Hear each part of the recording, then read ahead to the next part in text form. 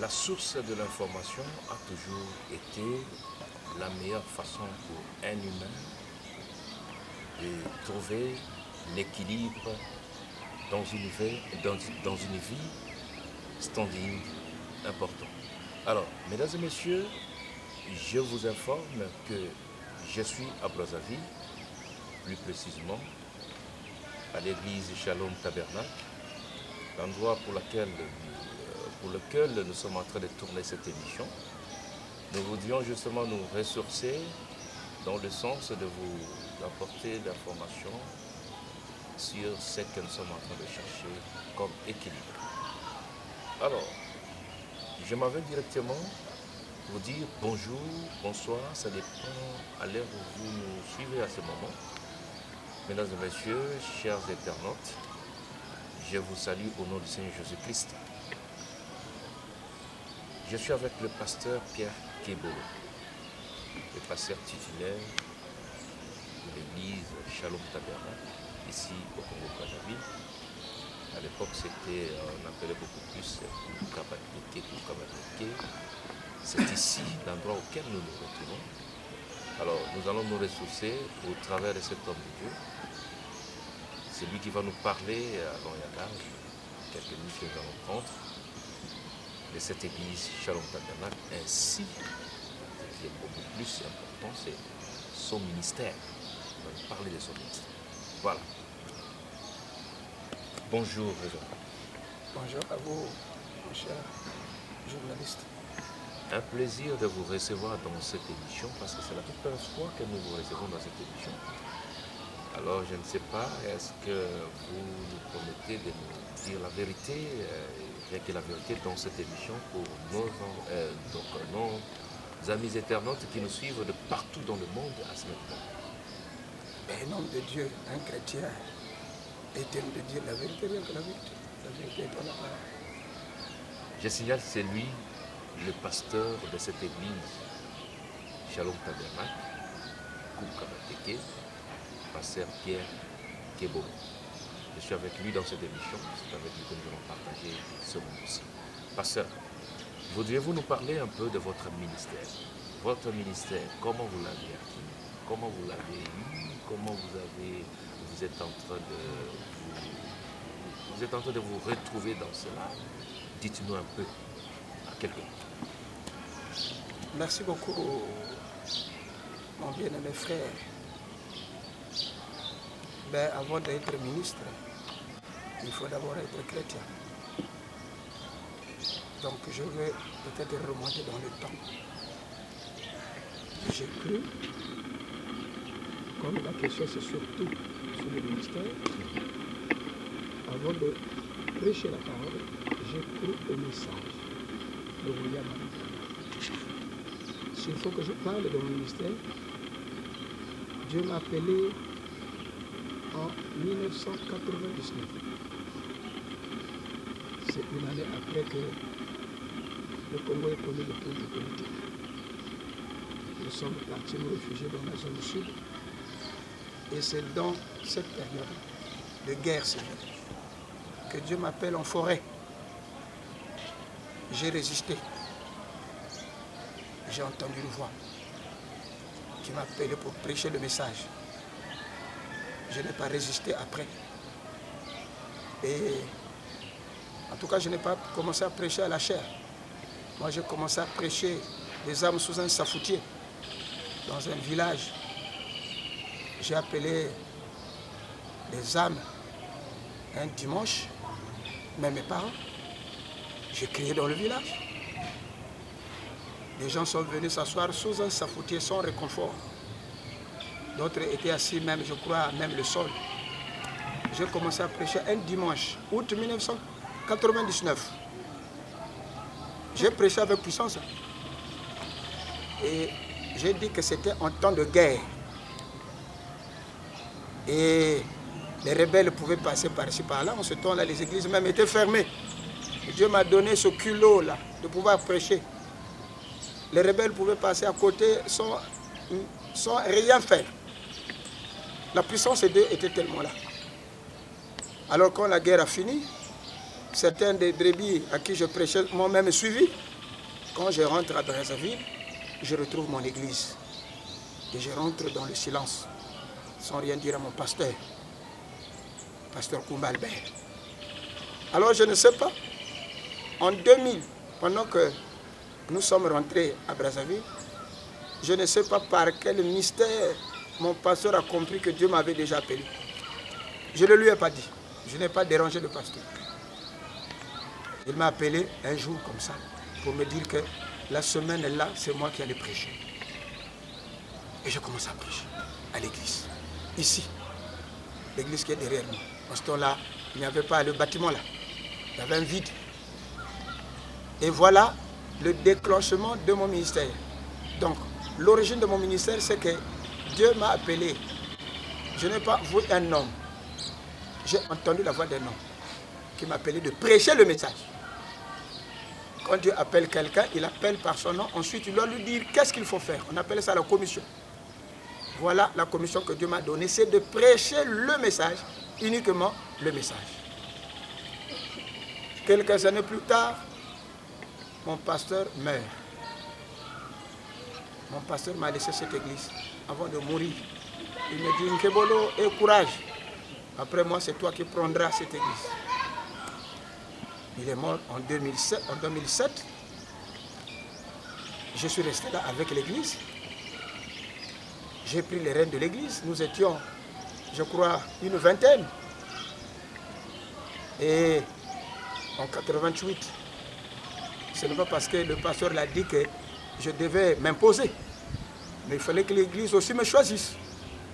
C'est ce qui a été fait par 2 pasteurs de la place qui sont venus pour me placer pasteur de l'église de Shalom Tabernacle. C'était à l'époque, c'était qui et qui? Pasteur Nchika Daniel. Son église s'appelle Man Caché Tabernacle.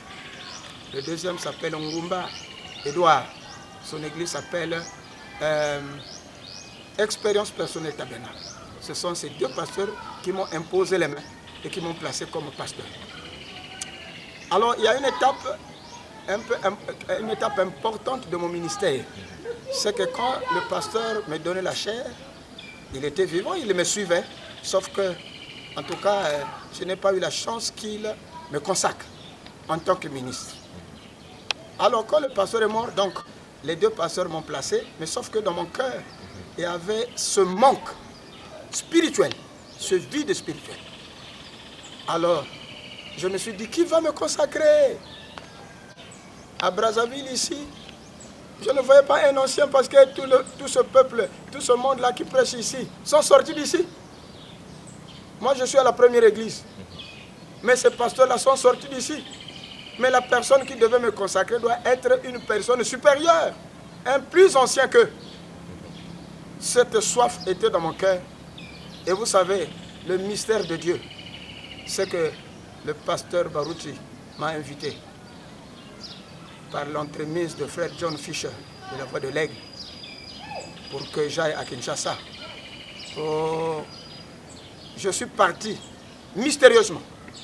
Je ne peux pas vous dire tous les témoignages de mon parcours de Brazzaville à Kinshasa. C'était mystérieux.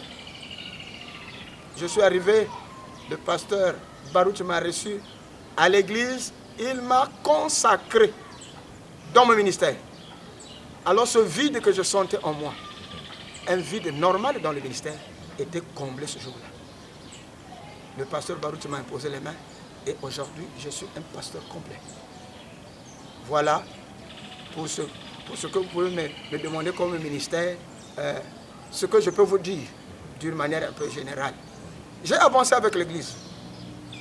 Nous avons prié pour le Saint-Esprit. Et nous continuons à prier pour le Saint-Esprit. Les âmes sont sauvées là. Et les âmes qui sont sauvées, ce sont ces âmes qui construisent le bâtiment qui est là partout. Je ne construis pas le bâtiment moi-même parce que je n'ai pas d'argent. Moi, j'ai la parole. Et c'est par la parole que ce tabernacle ici est en train d'être construit. Et le peuple a grandi. Aujourd'hui, nous allons jusqu'à près de 300, 250, 300. De 20 que nous étions peut-être. Aujourd'hui, nous sommes autour de 300 personnes. C'est pas ça le ministère? Et les âmes sont sauvées. Les âmes sont délivrées. Oh, il y a un témoignage même qui me vient. une femme était à Paris. Elle vit à Paris. Elle avait une tumeur au niveau du cou, qu'on appelle goitre. Elle a cherché partout, en France. Elle n'a pas trouvé solution. Un jour, elle dort. Une voix lui dit, va à Brazzaville. Il y a un serviteur de Dieu là-bas. Son nom, c'est Nkebolo Pierre. Va le chercher. Il priera pour toi, tu seras guéri. Elle a payé le billet d'avion. Brazzaville, Paris, Paris, Brazzaville. J'ai prié pour elle dans le tabernacle ici. Dieu l'a guérie. Elle est repartie guérie. Les frères sont là. Et avant de partir, elle a donné son témoignage. Le ministère, c'est ça. Que Dieu vous bénisse.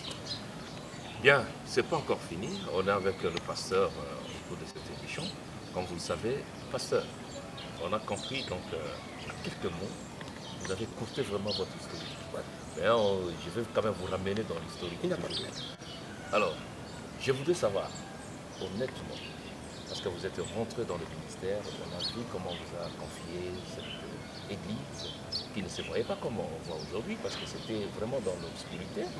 Alors, ça se voit comme ça est aujourd'hui, c'est parce que votre commission se confirme aussi d'une manière. Alors, vous êtes parti comme ça, on vous a laissé l'église.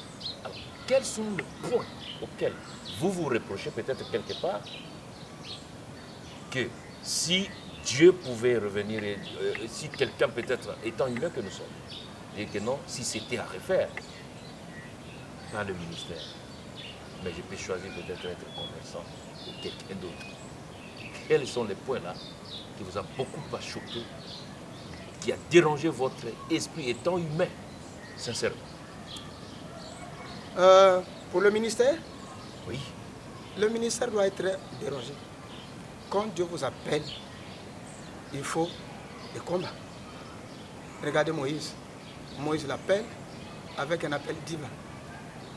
Il va chercher le peuple. Mais dans le peuple, il y a Corée et Dathan.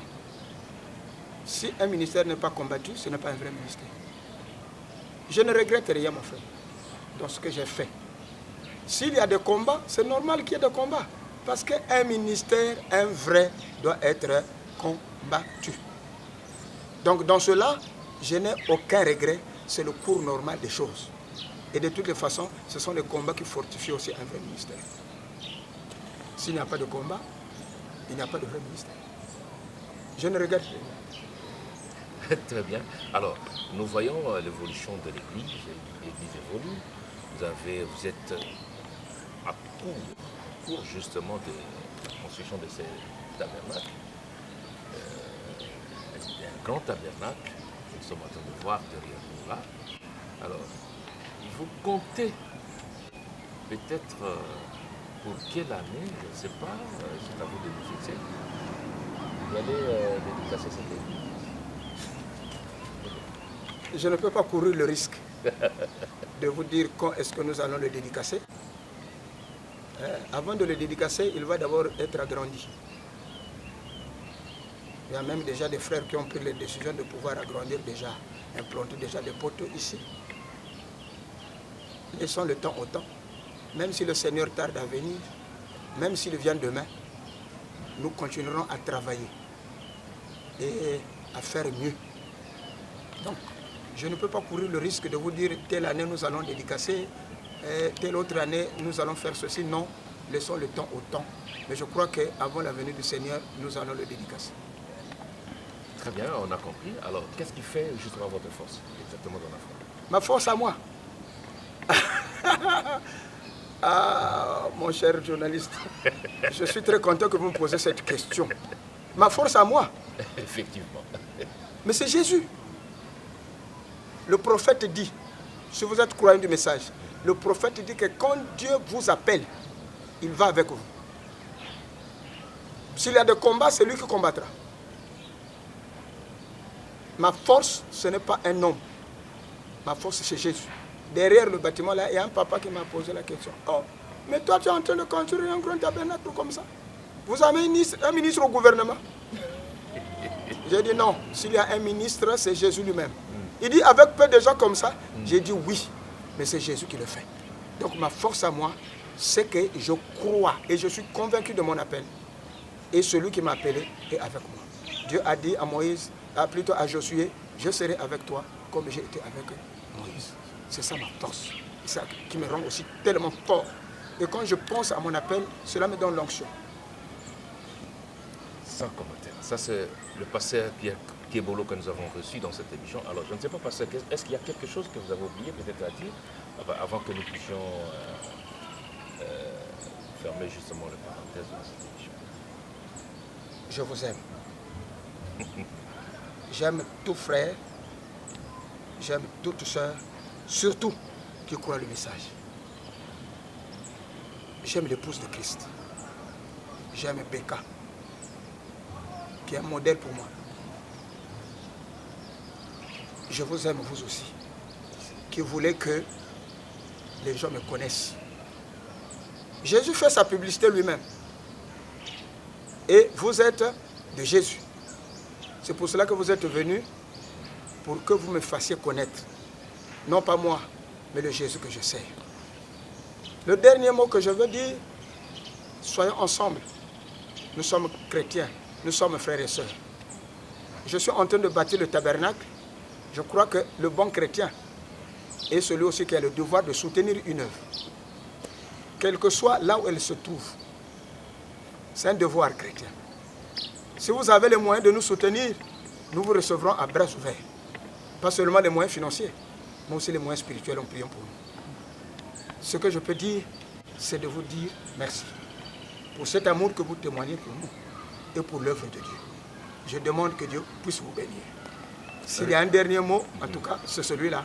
Que Dieu te bénisse, mon cher frère. C'est mon fils. Et toi, mon frère qui est derrière la caméra, que Dieu aussi te bénisse.